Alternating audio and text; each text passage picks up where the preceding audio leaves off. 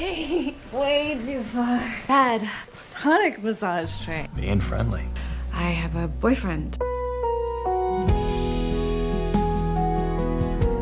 I'm only gonna ask you this once. Or were you ever fucking your therapist?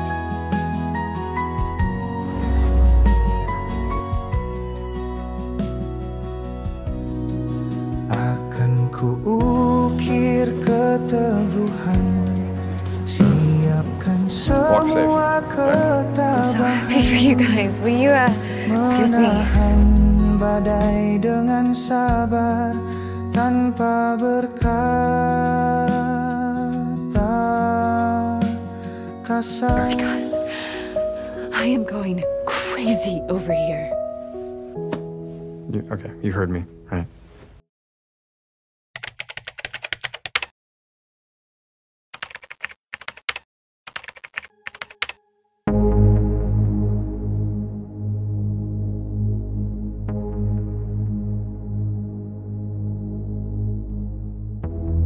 Di awal film, kita diperkenalkan dengan sosok pria bernama Joe.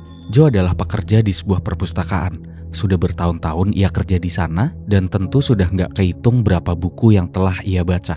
Di antara tumpukan buku dan debu pengetahuan, Joe tumbuh menjadi seseorang dengan kecerdasan yang hampir mencakup seluruh spektrum potensi manusia. Mulai dari kecerdasan logika, kecerdasan interpersonal, intrapersonal, linguistik, kinestetik, spasial, natural, dan kecerdasan emosional. Intinya 8 aspek kecerdasan yang membentuk potensi manusia, hampir ia kuasai semuanya. Tapi dalam luasnya kecerdasan itu, tersembunyi satu ruang kosong yang tak pernah ia sentuh, yaitu kecerdasan moral. Dan disitulah ironi tragis hidupnya dimulai. Seluruh kejeniusannya justru ia gunakan sebagai alat untuk manipulasi, memikat, dan memuaskan kehendak nafsunya.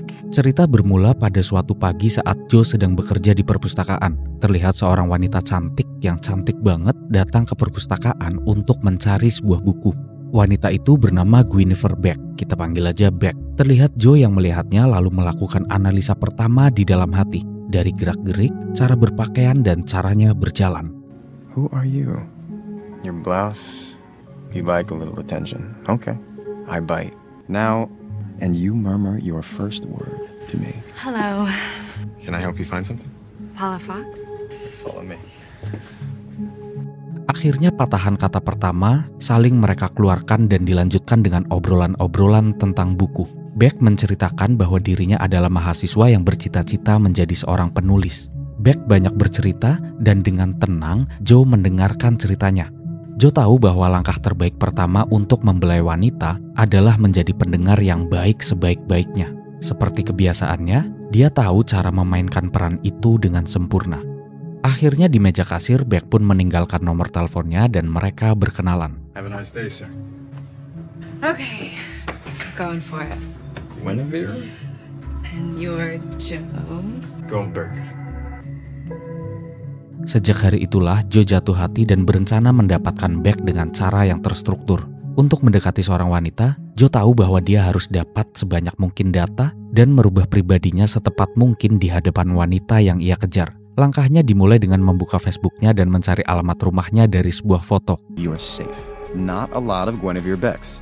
Born and raised Nantucket Island. Your folks split when you were 12. Your dad dropped out of the picture. Real? It's a collage. Our little friend the internet gave me was your address. Nice. Too nice. Paginya langsung Joe yang mengawasi Beck di rumahnya. Menguntit saat senam, datang ke kampusnya, ke tempat tongkrongan malamnya, bahkan sampai malam hari Beck kembali ke rumahnya. Di saat itu Joe mengintip Beck yang sedang bersama pacarnya. Tanpa sengaja, Joe melihat Beck yang lagi begituan. Way to go, Beck. Looks like a catch. Kecemburuan mulai tumbuh dan Joe mulai menguntit profil Facebook kekasih Beck. Saat malam itu selesai dan keesokan harinya, Joe kembali lagi melakukan aktivitas yang sama, menguntit Beck dari sudut yang tak terlihat. Di tongkrongan malamnya, Beck mabuk-mabukan. Joe yang merasa sudah cukup mengikutinya berpikir untuk pulang. Tapi baru saja Joe nyampe stasiun, nampak Beck yang juga segera pulang dengan keadaan mabuk. Joe mengamati langkahnya dan gedubrak Beck terjatuh ke rel kereta api.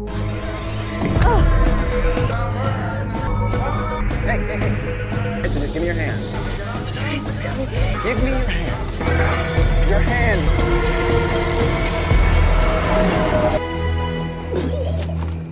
Malam itu Joe berhasil menyelamatkan Beck dan cukup menjadi awal yang baik. Mereka pun pulang bersama menggunakan sebuah taksi, dan saat baru saja sampai ke rumahnya, Beck sudah ditunggu oleh kekasihnya yang bernama Benji. Saat mau turun, nampak Beck yang mencari HP-nya tapi tak ada karena mungkin tadi terjatuh di stasiun. Dia pun bodo amat soal HP-nya dan segera masuk ke rumah. Setelahnya saat Joe pulang, dari sinilah semuanya benar-benar dimulai. Ternyata ponselnya ada di saku milik Joe. Joe tak sekedar jatuh hati, tapi ia ingin memegang kendali dan ponsel itu adalah kunci utama untuk masuk pada kehidupan Beck. Well, because everyone needs someone. Makin kesini langkahnya mulai ekstrim. Ia tak ingin Beck jatuh ke pelukan lelaki yang salah. Menurut penilaiannya, Benji adalah salah satu kesalahan besar. Dari hasil riset lewat ponsel Beck, Joe tahu Benji adalah pecandu, seorang manipulatif dan tak sungguh-sungguh mencintai Beck. Hal itu cukup membuat Joe bertindak. Dengan tenang, Joe mengambil nomor Benji dari kontak ponsel Beck, lalu ia menjebaknya dengan cara mengirim pesan dengan nomor baru, berpura-pura sebagai pengedar yang menawarkan barang baru. Nampak Benji yang terpancing, Benji pun datang tanpa curiga ke lorong sepi di belakang toko buku tempat Joe bekerja. Tak ada kamera, tak ada saksi, satu pukulan keras pun terjadi dan Benji terjatuh tak sadarkan diri. Please, after you. Alright. Man, I'm thinking maybe.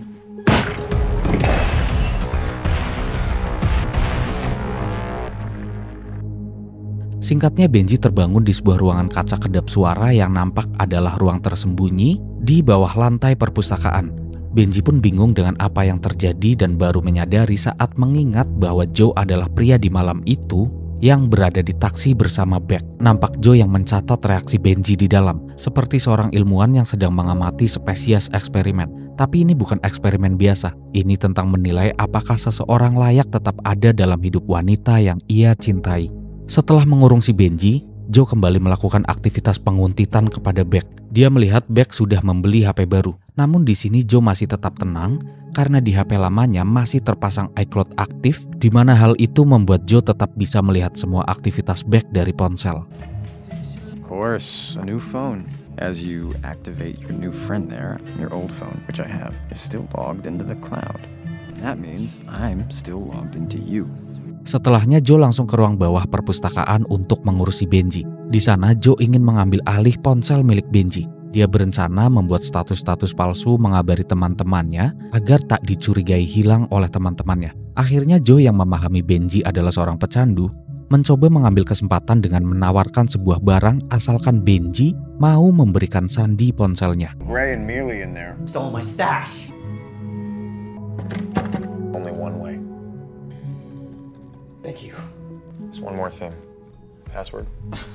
Leanna. Akhirnya sejak itu Joe bisa mengoperasikan HP Benji dan membuat beberapa postingan palsu, bahkan mengabari teman-temannya agar tak curiga dan mengabari Beck untuk mengabarkan perpisahan. Hari demi hari, Benji tetap terkurung di ruang kaca. Joe mulai menginterogasinya secara lebih sistematis. Ia merekam pembicaraan, memancing emosi Benji, lalu menilai sendiri siapa sebenarnya pria itu. Melihat semua itu, akhirnya Joe membuat keputusan. Keputusannya adalah Benji tidak akan pernah berubah dan Beck harus dibebaskan darinya. Dengan racun yang dicampurkan dalam minuman, Joe mengakhiri hidup Benji secara diam-diam. Ia menghapus semua jejak, membuang tubuhnya secara rapi dan membuat seolah Benji menghilang begitu saja. 3 cups. Tell me which one it is. One is your brand, home soda. If you get this right, I'll let you out. 1, 2, or 3.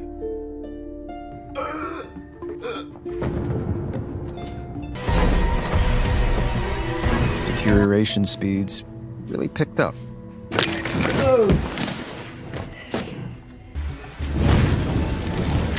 Was all this for nothing? Really? Oh yeah, dead serious. Little on the nose, Beck. I'll be that guy, the one who sees you after Benji. Mendapat pesan bahwa Benji memutuskannya, Beck lumayan terpukul, tapi nggak sepenuhnya curiga. Di situ Joe mengambil kesempatan dengan perlahan mendekat, menjadi sosok yang selalu ada untuknya, siap kapanpun dibutuhkan, dan siap menjadi tempat bersandar tangisan dan pendengar yang baik. Di mata Beck, Joe adalah pria yang baik yang selalu siap mendengarkan. Tapi di balik layar, Joe sudah memegang segalanya. Lokasi Beck, pesan-pesannya, siapa yang ia temui dan apa yang ia tulis. Melalui ponsel yang ia cloning, Joe membangun realitas baru, membuat Beck merasa aman hingga Joe mendapatkan posisinya sebagai pria yang dibutuhkan. It was hard. Am I ever gonna write anything that amazing? Of course. Wow. Forget everybody. Just write what you want. Coming.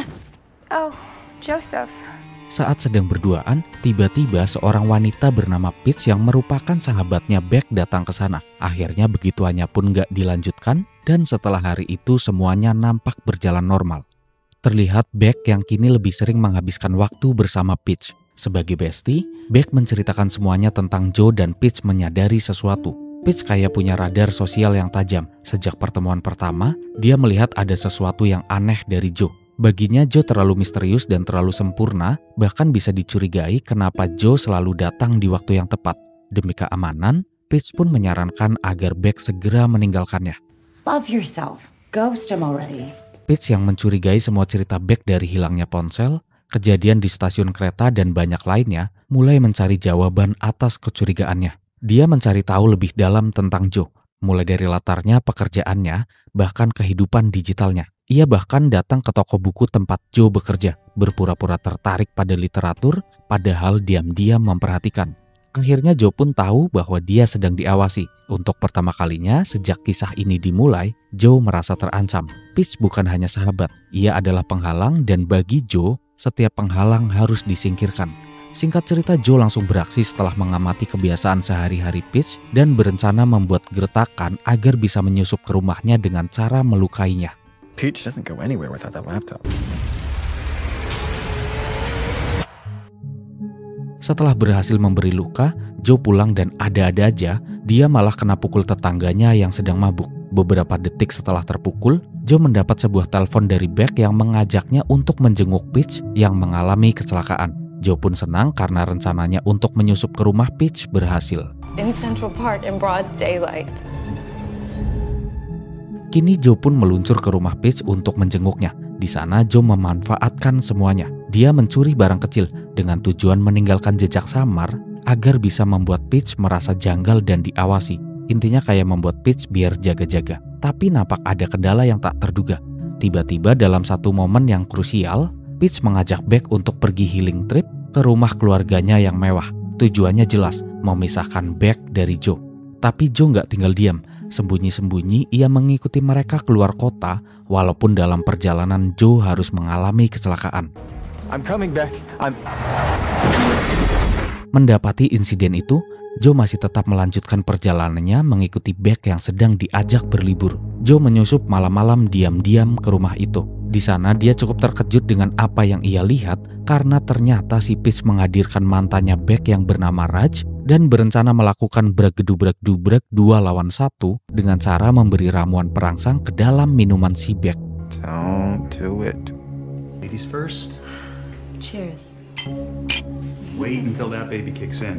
I need to find that gun. I love that. I know you do. It is soft. I need a sec. I'm spinning out. I got you. Because it... Good does that feel? Oh my gosh. Can't you feel what she's doing? Okay. Way too far. I have a boyfriend. I feel bad for Peach, really.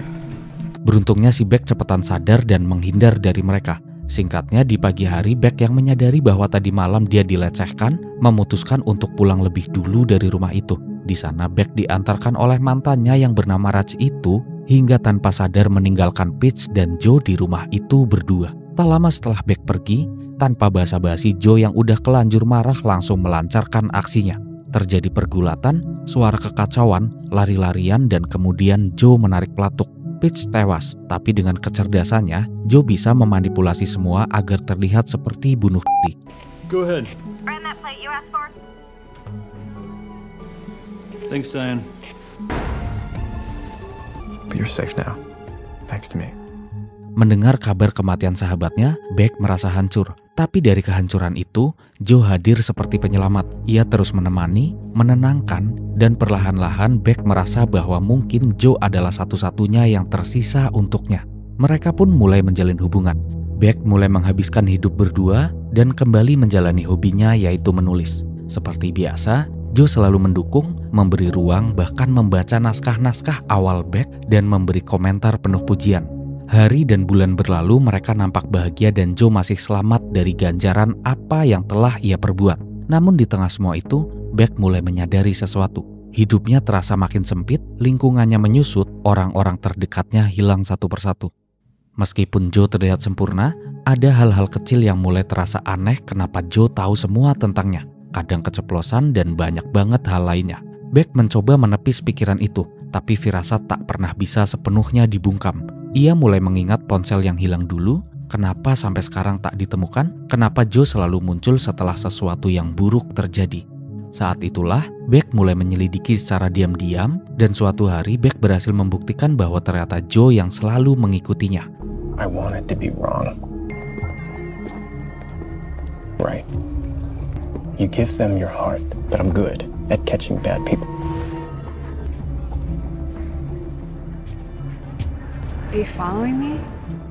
Ternyata di sini Joe mengikutinya terus-menerus karena dia merasa curiga bahwa Beck berselingkuh dengan terapisnya. Joe membuka file-file dari HP yang dikloning dan mendapatkan sebuah rekaman suara yang ambigu. Kayak selingkuh tapi kayak nggak selingkuh. Bahasa yang digunakan Beck dan terapis sangat rapi dan membuatnya seakan samar tapi tetap menggoda. Saat Joe mencoba mengkonfirmasi apa yang terjadi, Beck menjawab semuanya baik-baik saja.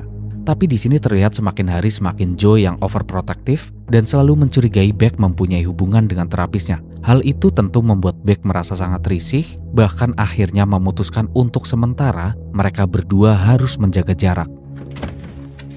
Hey, Hi. there are a million right now, but all that matters is I'm sorry. Thank you. Jealousy got the best of me. So I will. Goodbye, Beck. Singkatnya 3 bulan berlalu dan terlihat Joe yang mempunyai pasangan baru dengan catatan mencoba melupakan Beck. Akhirnya mereka pun menjalani hidupnya masing-masing. Namun saat tiba di suatu malam, Joe yang sedang bersama pacar barunya berpapasan dengan Beck. Gak bisa bohong, nampak Joe yang masih sangat mengagumi Beck sepenuhnya. Gak cuman Joe, Beck juga terlihat menyesal dan masih sangat menginginkan Joe dalam hidupnya. Hari-hari pun terus berlanjut dengan saling menyembunyikan perasaan. Karena Beck yang senang menulis dan Joe yang suka buku, maka situasi dan lingkungan sering mempertemukan mereka secara tidak sengaja. Ada suatu momen di mana Beck mencoba menggodanya dengan tatapan yang sumpah luar biasa banget. Miss texting. Is Karen here? She's working. Hey. We've been invited to the Soy housewarming party on Thursday. Kini gantian Beck yang kelihatan ngejar-ngejar Joe terus, hingga pada akhirnya Joe nggak kuat dan memutuskan untuk menanam benih. More than you realize.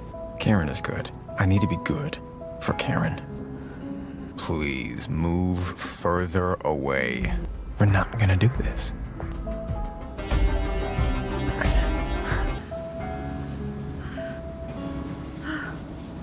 Well, that was a mistake.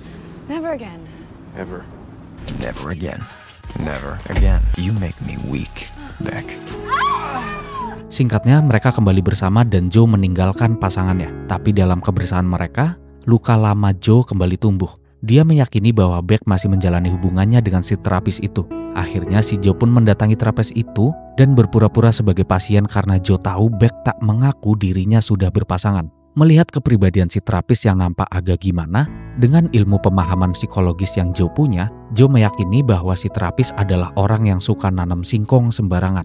Akhirnya pada malam harinya, Joe langsung melancarkan aksinya dengan menikam si terapis dari belakang dan merebut paksa ponselnya. Setelah mendapat ponselnya, Joe pun harus terpaksa melihat secara nyata dari semua yang ia takutkan. Beck. For months, he tasted you. I built.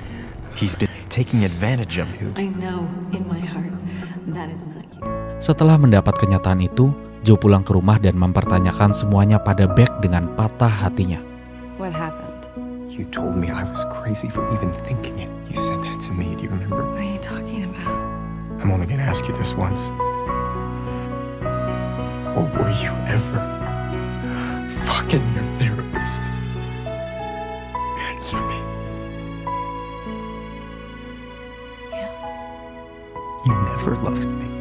Joe, it's over now. I've done nothing but... I've never loved anyone the way that I love you. And we're keep it. Malam itu semua masih bisa mereda dengan permintaan maaf dari Beck. Namun di keesokan harinya saat Joe pergi ke perpustakaan, Beck yang sedang di dalam kamar mandi tiba-tiba melihat sesuatu yang nampak janggal di plafon atas. Beck langsung membukanya dan menemukan sebuah kotak yang ternyata berisi bukti dari semua kejanggalan yang sempat ia rasakan dan sahabatnya katakan.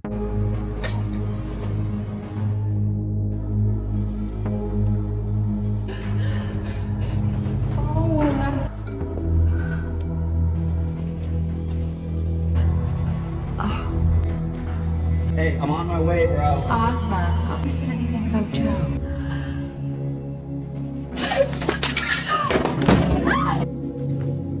Yeah.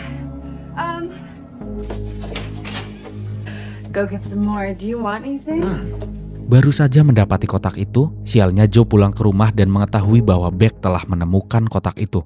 Nampak Beck yang berpura-pura akan sejenak pergi, tapi Joe tak mengizinkannya dan langsung menangkap Beck, bahkan dimasukkan ke ruangan kaca sama seperti Benji.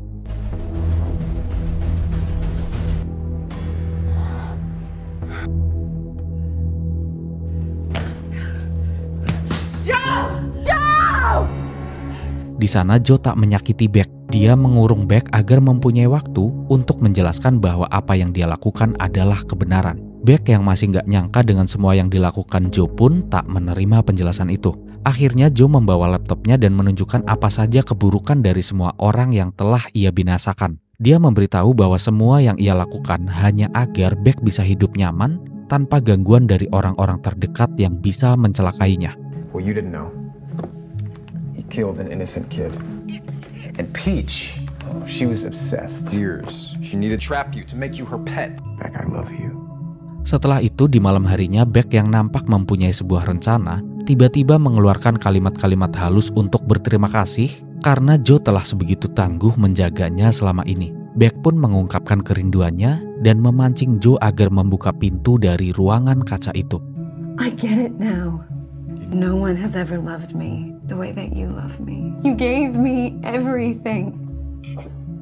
I love you more than ever.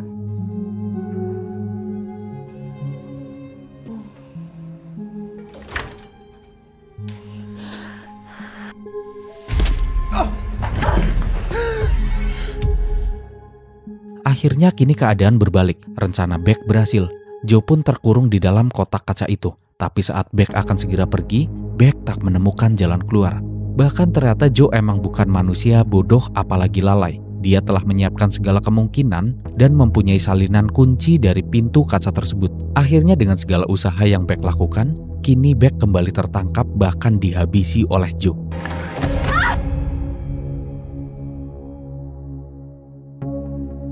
Dengan rekayasa Joe yang berhasil menutupi semua kejahatannya tanpa dijelaskan gimana caranya Beck dihabisi. Singkatnya kini terlihat Joe yang di dalam perpustakaan dan menerbitkan semua karya tulisan Beck dengan judul sebuah karya yang terlahir sebelum meninggal. Mungkin aja si Joe berhasil membuat rekayasa bahwa meninggalnya Beck seakan-akan kecelakaan atau yang lainnya. Atau mungkin ada kesimpulan lain bahwa Beck dikirim ke luar negeri atau dikirim entah kemana. Soalnya film ini punya season selanjutnya. Yang sedang saya bawakan ini adalah episode 1-10 aja. Ada season 1, 2, 3, 4, dan seterusnya. Kembali lagi ke film, buku hasil penulisan Beck pun dipasarkan di perpustakaannya. Tak lama kemudian datanglah seorang wanita yang juga berparas cantik datang ke sana dan dari tatapannya si Joe itu adalah korban berikutnya. Dengan ending yang menunjukkan kejahatan masih berlanjut bahkan dengan babak baru, film pun selesai. Dari film ini apa yang bisa kita ambil? Mungkin bukan kita ambil, tapi bisa kita pahami bahwa kecerdasan yang tinggi tanpa sebuah moral, maka akan melahirkan kejahatan-kejahatan yang tersembunyi, bahkan mungkin tersembunyi selamanya. Begitulah manusia hebat yang salah memanfaatkan kehebatannya. Terus apa kabar manusia bodoh yang menjadi korban dan gak punya kekuatan untuk membongkar semuanya? Dari mana keadilan bisa dituntut jika si manusia korban adalah manusia yang bodoh? Itulah mengapa tak semuanya harus adil di dalam dunia. Dunia bukanlah tempat untuk keadilan yang sejati dapat diraih. Selalu ada celah kebohongan yang membuat semua menjadi tidak adil. Dan karena itulah akhirat diciptakan sebagai janji Tuhan bahwa keadilan sejati bukan milik dunia yang fana. Sebab dunia memang didesain untuk menguji, bukan untuk memberi keseimbangan yang sempurna. Sekian dari saya, Babau undur diri. Wassalamualaikum warahmatullahi wabarakatuh.